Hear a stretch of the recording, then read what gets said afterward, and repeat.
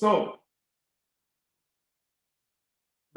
what we need to talk about today is how we learn from theory to practice. It is important we start from here because we need to know the theories about how we learn what we learn. And that will help us to interact with our students so that they will learn what we teach and learn from one another and learn by engaging with the materials we present to them. So how do we learn? That's the question for today.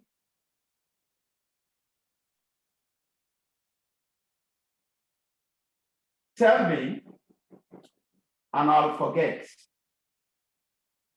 Show me, and I may remember. May. Involve me, and I'll understand. That's one Chinese proverb. But in that picture on my screen, there is another proverb. And that proverb says, give me a fish, and I'll be full for today. Show me how to fish, and I'll never go a-begging. The message here is that by involving our students in the learning process, they will understand. If we teach them how to fish, then they will know how to fish and they will be able to provide for themselves. What we do most of the time in our lecture mode is giving our students fish. So they take that and tomorrow they are back because they have not learned to fish. So we should stop telling because they will forget. We should stop just showing because they may not remember. We should now involve them in doing, and they will understand. How do we get there? Here is a chart of student retention rates. 0 to 5% in our lecture rooms, the students will remember. Up to 5% only. That's what we do when we go to our lecture rooms. When we encourage them to read, they are able to retain about 10%. When we use audio visuals, they are able to retain 20%. And when we demonstrate how things are done, 30%. When we encourage them to discuss what is going on, the things we are teaching, they are able to retain up to 50%. But when they practice all the skills that are involved, then 75%. And when we encourage them to come together and teach one another, then 90%. Is that something we can take away from here? We are not saying don't lecture. We are not saying don't encourage students to read. We are not saying don't use audiovisuals. And we are not saying don't demonstrate. We are saying, in other words, combine all of these and encourage the students to teach one another what they have learned from us. When they do this, they understand and they are able to teach others. It will then no longer be what our students call le cram la Paul.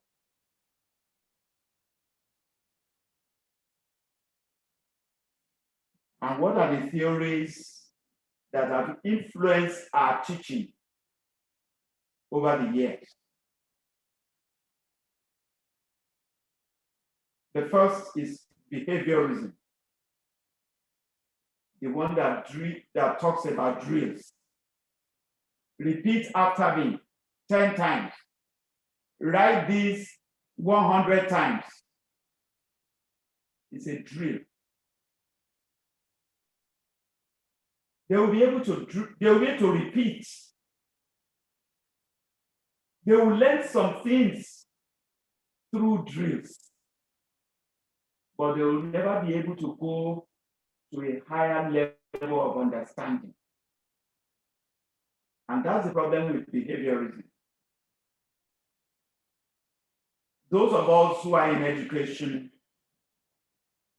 we have learned about all of these theories. The major proponent of behaviorism that we know, there are many of them, but the major proponent has been B.F. Skinner.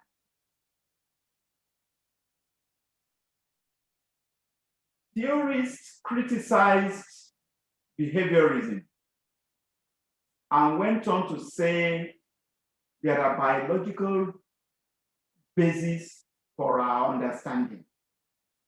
And they came up with cognitivism. A major proponent of that, and many of us would know it, especially those in language education, is Noam Chomsky. That's one fellow we all read, those of us who are in language studies. He's still alive, and he's still talking about cognitivism, but he has come to realize that learning goes beyond cognitivism. So those theorists who criticize both behaviorism, cognitivism, came up with constructivism. And constructivism simply means knowledge is constructed. Knowledge is not crammed. It is not given. It is constructed. How is it constructed? You receive principles. It might be via drill, making use of cognitive methods, but you supersede that level. You go on to construct new knowledge. Otherwise, if knowledge was constructed, yesterday I was watching CNN, and they showed this British billionaire,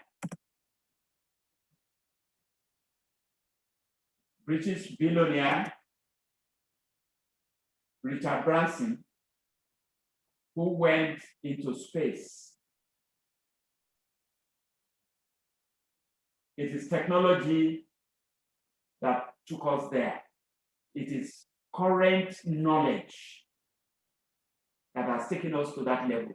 And we can look at several areas of our lives where new knowledge is being constructed on a daily basis. And this is what we are trying to get our students to be able to do. Whichever area of knowledge we are working, our students should be able to construct and go beyond what we know today. If all they ever know is the limit of what we know, then life will probably stop in a few years. So constructivism also has several other tendencies. The most prominent of these tendencies today is social constructivism,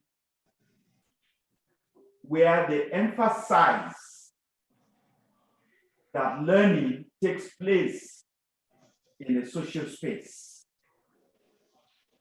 Learning takes place by interacting, by working together, by co-constructing knowledge. And some of the people who are the major proponents of social constructivism, starting from Levi-Vygotsky,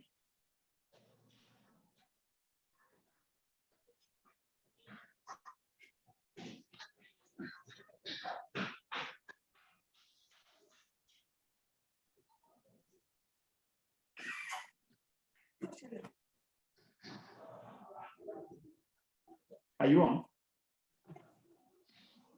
Okay, it's back. Again, I'm sorry. I was off briefly. I was talking about Levi-Vygotsky, a Russian child psychologist.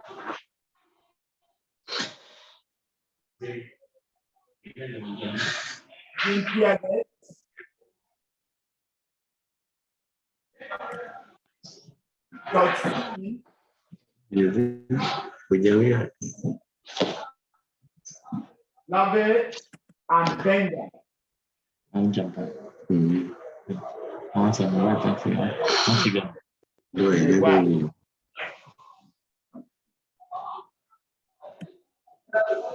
C'est compétent. On skip.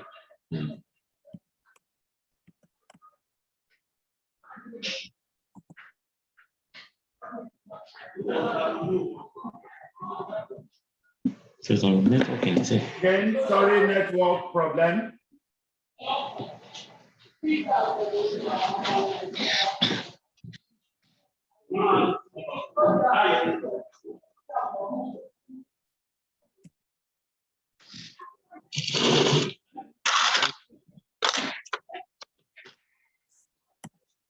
What does all of this mean?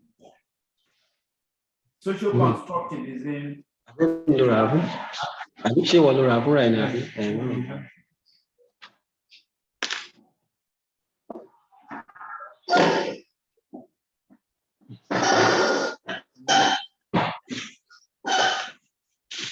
I make myself? Yes. Hello? Okay. What all this means is that we need to change the way we teach in our classrooms. We need to change from a teacher-centered classroom to a learner-centered classroom. The teacher-centered classroom is one where the teacher is the oracle. Whatever the teacher says is law. Nobody can challenge the teacher. But we know that today, some of our students, if they are not afraid, will challenge us. Because they have within their hand a means of checking information instantaneously. And they can tell us, sorry, sir, sorry, ma'am, I think there is something new that you are missing. But we don't want that. No teacher would like that. So we need to flip our classroom to a student or learner-centered classroom. That is a model in which the learner is the center of the learning process. The learner influences content, activities, materials, and how we learn.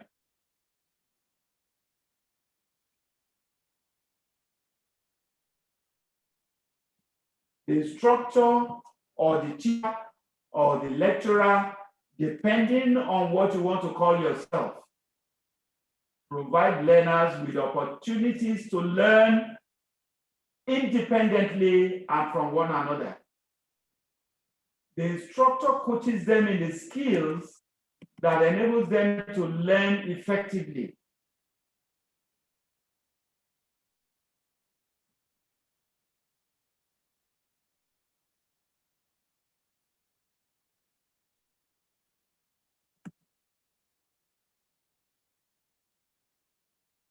So here is our social-cultural theory.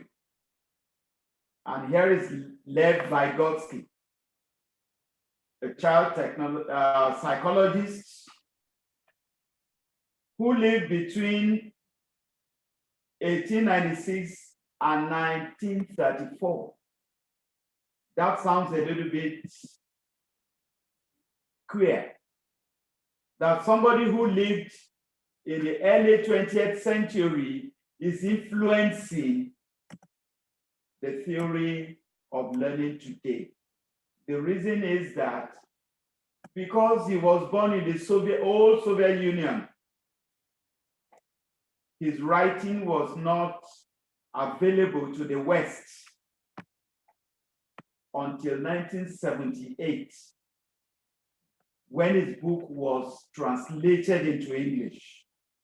And as soon as it was translated, it captured the imagination of the West. And therefore, everybody started it. But he wasn't the only one. Again, there are so many tendencies within the sociocultural theory. There are minor differences here and there, but he has remained a major force within that theory. So, what does this theory say? There are three major themes within that theory. Social interaction, MKO, not Moshood Kashim Abiola, but the more knowledgeable order. And there is ZPD, the zone of proximal development. And simply put, the theory says we build understanding together. Everyone builds their own understanding, and they bring all of this together. And that is the way the world makes progress. That is the way knowledge makes progress. Let's take all of these one by one. Social interaction. At the social level, we learn. We said that Vygotsky is a child psychologist. And therefore, he looked at the development of the child. And every child develops in a social environment. The mother, the father, the sisters, brothers, and of course, if you are born in an African village, all the women in the compound are mothers to the child. They offer that child a social environment in which to develop.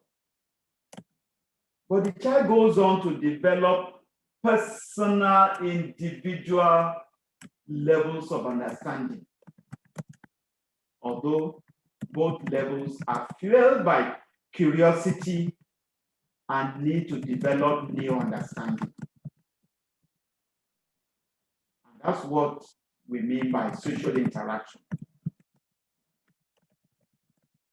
The second theme of Vygotsky theory is a more knowledgeable other. That is, other people who support, who offer scaffolding to a child, to a learner to come up to their level. They are called the more knowledgeable other. And they could be one person, group of persons with more understanding, higher level of skills and expertise. They could be older, more experienced child. That is why for us as parents, for example, well, let me confess, I wanted a baby girl as my first, but God said no. And the reason is simple for me. A baby girl who has younger siblings is a carer to the younger siblings, right from when they were born until they grow bigger and probably more knowledgeable or whatever than the elderly sibling. So all of these people offer support to the development of a child, just as we offer support to our learners. Elder, parent, teacher, whatever, or a group of practitioners. All of these are regarded as the more knowledgeable others.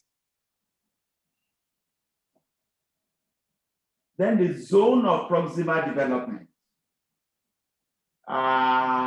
If you can look at where my cursor is pointing, at the center there, what I can learn on my own, that's one zone. The immediate surrounding of that zone is what I can learn with help. Isn't that what we do in learning to use technology today? I try to do something. I know I've come to the end of my knowledge or skill. I call on somebody I believe knows better than me. How do I do this? And they help me. That's the zone of proximal development.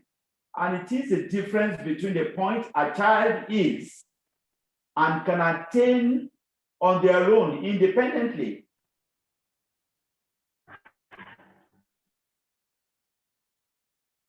In knowledge and skills, and the point that they can attain with support of a more knowledgeable other. But the child or the learner or the student goes on to develop other skills, higher levels of skills, and higher mental functions independently. But when we share these in groups, in what we call community of practice, we'll come to that later on. Then we know we are leveraging on each other's knowledge, skills, abilities, attitudes in order to develop further. Scaffolding. The picture on the right there is one of scaffolding, the one masons use when they are building tall buildings. We are probably more familiar with bamboo sticks around here. Okay.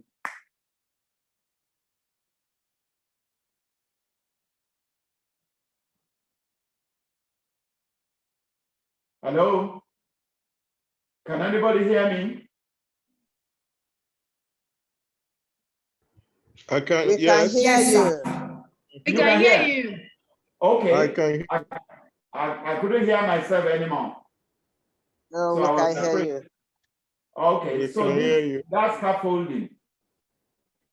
And that is the support people need to go higher and higher. That's the concept of scaffolding.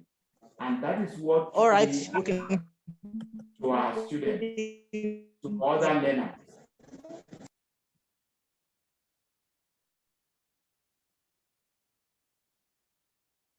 The other part of this is technology as cultural artifact.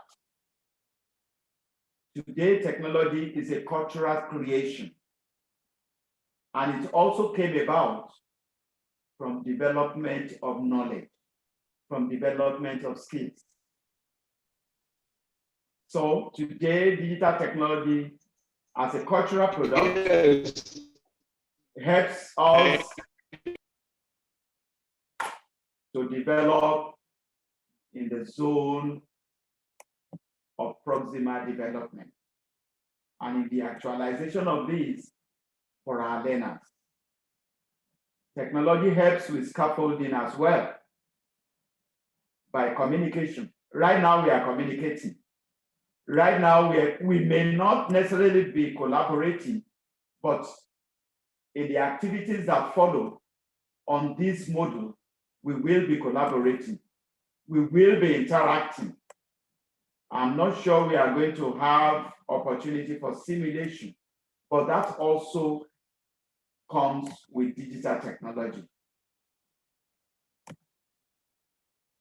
So the teachers and sociocultural learning,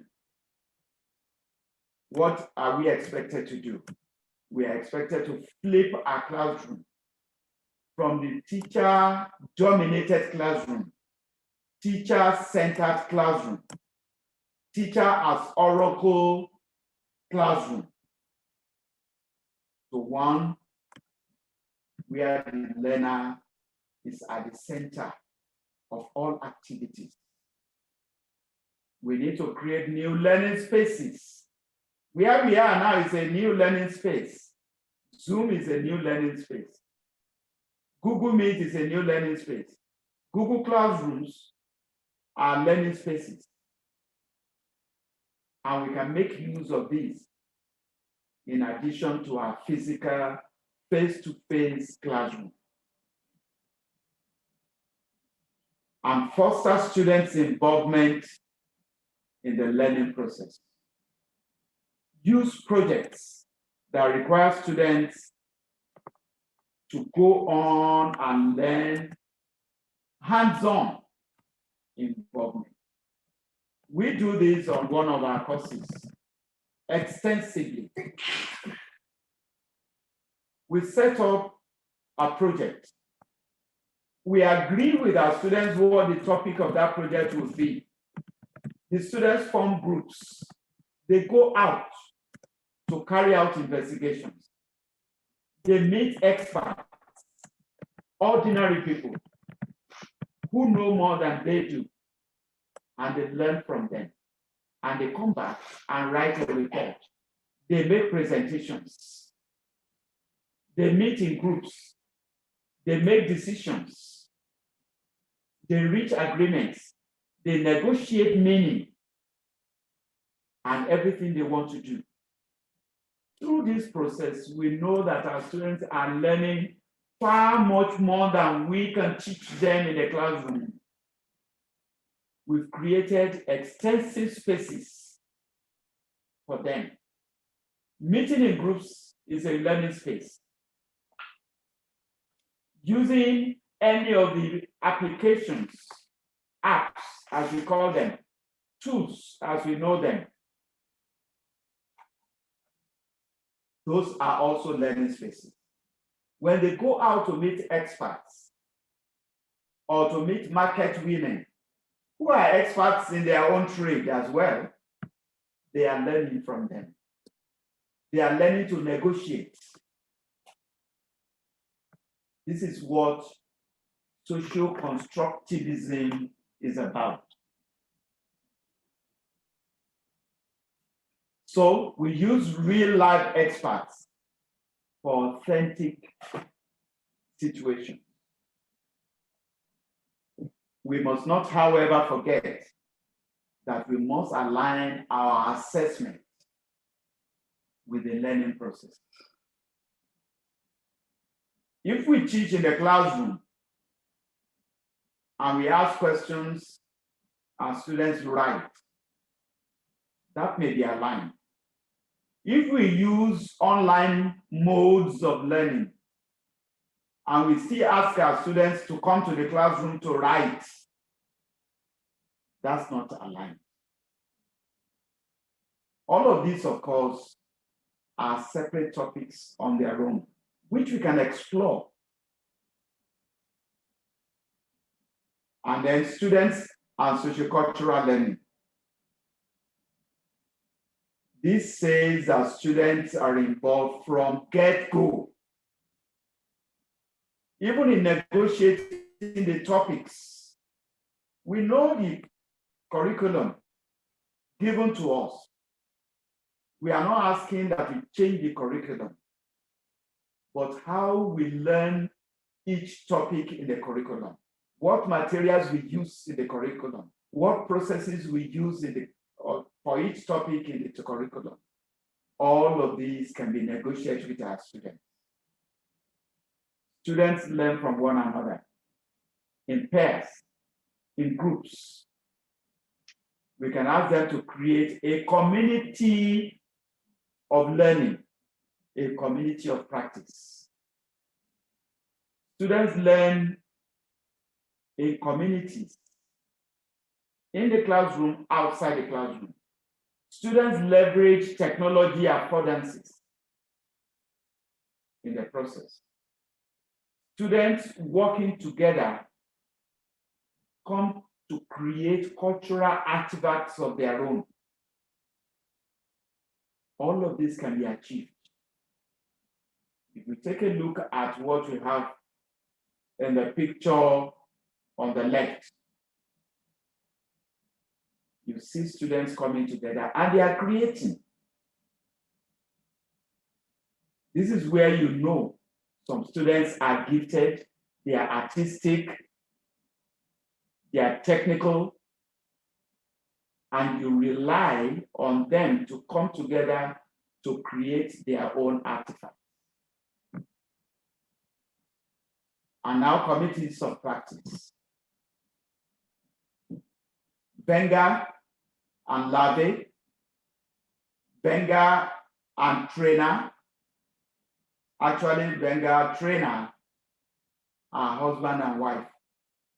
I happen to have the privilege of meeting with them in South Africa at a workshop they held. They are some of the best experts in communities of practice. And we can go on to explore all of this.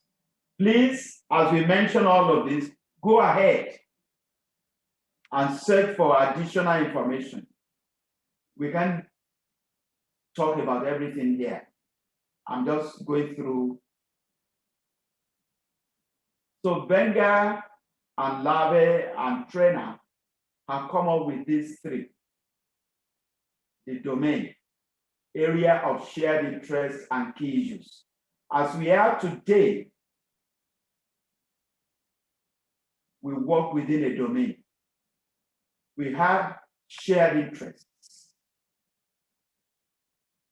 And we can go on to create a community of practice. Henceforth,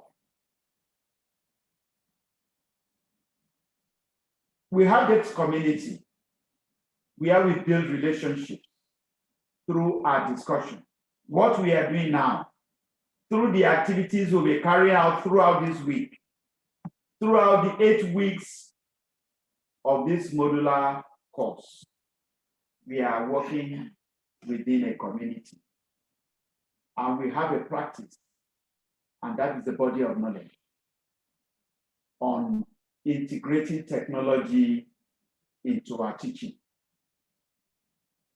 The methods, the stories of success, of difficulties, challenges, and all of that, the tools we are going to be using And some of us are going to be able to develop. All of this is what we call community of practice. We hope we'll be able to build this. And what does this tell us? Learning, which is in the center here, we create an identity. We create a community of practice, a community relying on meaning. And our community enables us to belong. If you don't belong in the community, then you are not a member of the community. If you don't have an identity within this community, you are not in the process of becoming somebody better, being able to practice better. And in our practice, we are going to be learning by doing. And we are going to be creating meaning through our experiences. So this is what we have put together in this short topic. How we learn from theory